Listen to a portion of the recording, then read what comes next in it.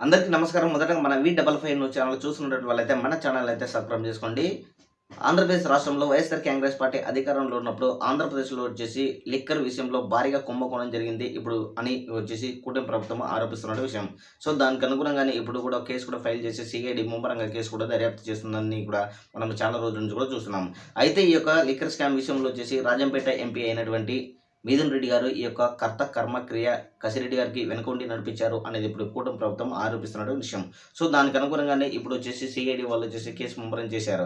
అయితే తాజాగా వచ్చేసి మిథున్ రెడ్డి ఈ యొక్క కేసు విషయంలో ముందుగానే ముందస్తు బెయిల్ కోసం హైకోర్టుని ఆశ్రయించాడు. అయితే హైకోర్టులో వచ్చేసి మిథున్ రెడ్డికి షాక్ కలిగింది అనేది మనం నిన్న స్పష్టంగా కూడా గమనించుకోవచ్చు. ఎందుకంటే లిక్కర్ స్కామ్ విషయంలో వచ్చేసి ఆయనకి ఎట్టి పరిస్థితుల్లో కూడా ముందస్తుగా బెయిల్ ఇవ్వలేము అని ఆయన హైకోర్టు ప్రతిపాదించడం విధానం మనము స్పష్టంగా కూడా గమనించాము. అయితే ఈ యొక్క కేసు విషయంలో అయితే మిథున్ రెడ్డికి కేసు ఉచ్చు బిగించుకునే అవకాశాలు ఎక్కువగా ఉన్నాయనేది మనకు స్పష్టంగా కూడా గమనించుకోవచ్చు.